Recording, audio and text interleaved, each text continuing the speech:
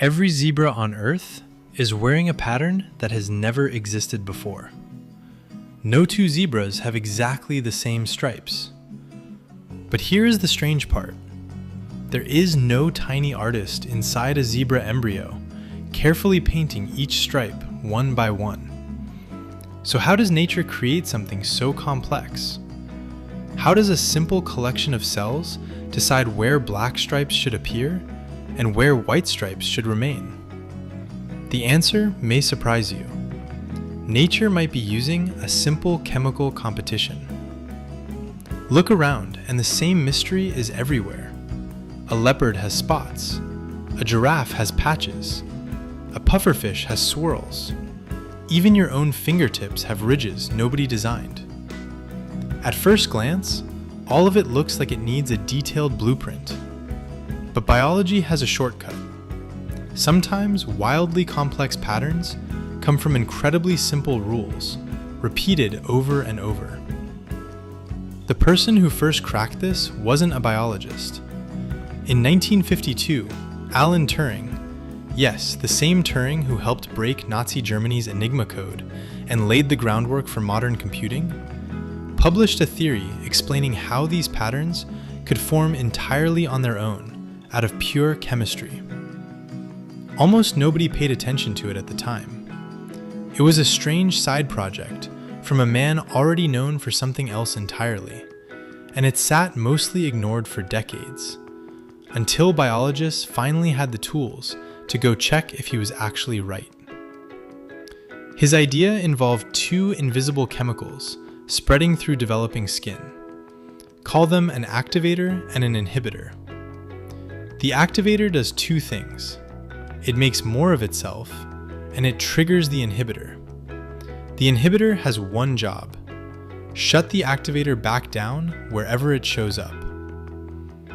Here's the trick that makes it actually work. The inhibitor spreads faster than the activator. Picture it like fire and rain. The activator is fire. It flares up and spreads a little. The inhibitor is rain right behind it, spreading further and putting out any fire that tries to start nearby. Play that out across an entire patch of skin, all at once, and you don't get chaos, you get rhythm. Little flare-ups of activator surrounded by rings of inhibitor, evenly spaced, over and over, which is exactly what a leopard's spots or a zebra's stripes actually are at the chemical level. Small changes to that system change the whole pattern. Adjust how fast each chemical spreads, or the size and shape of the surface it's spreading across, and spots become stripes. Stripes become spirals, or the pattern vanishes completely. That's why a cheetah's body is covered in solid spots, but its tail, a narrower tube of skin, breaks into rings instead. Seashells take this even further. A shell grows from one edge outward, adding new material over time. So the same activator and inhibitor fight that makes a leopard's spots gets stretched out and recorded layer by layer as the shell grows. The swirling pattern on a cone shell isn't decoration. It's a timeline you can actually read.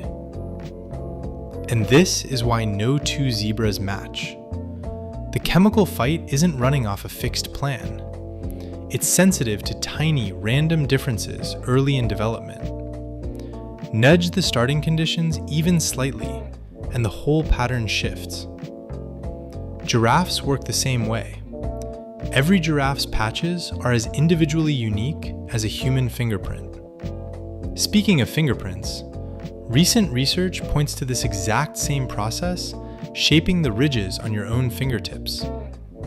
3 molecular signals spreading and competing across your skin before birth in the same activator-inhibitor rhythm, laying down ridges instead of color. Small differences in timing and growth are why yours belong only to you. So why does nature bother making these patterns at all? It's usually not for decoration. A zebra's stripes are one of biology's most debated puzzles. The classic idea is that moving stripes confuse predators trying to pick out a single target from a running herd. Newer research leans toward a different explanation, that the stripe's pattern of light disrupts biting flies that spread disease. Either way, the pattern isn't random, it's doing a job. The same underlying math builds more than color too. Researchers have proposed this exact mechanism behind how your fingers and toes end up evenly spaced before birth, and how hair follicles space themselves apart in growing skin. The same activator-inhibitor rhythm, just building structure instead of painting it. This isn't just an elegant theory either. Scientists have found the actual chemical signals in zebrafish skin, real pigment cells that attract and repel each other in exactly the pattern Turing predicted, decades before anyone could test it. Breed a mutant fish that changes one signal, and the stripes turn to spots, right on schedule. It's not the whole story. Genes still shape how this plays out in every species, deciding things like color, timing, and exactly where the pattern starts. But the underlying math, one substance spreading fast to contain another spreading slow, doesn't belong to biology alone. It shows up in ripples across sand dunes, in spiral waves that form in certain chemical reactions in a lab dish, and in patterns researchers are still finding in completely unrelated systems today. One rule, running quietly underneath a surprising amount of what looks like order in nature.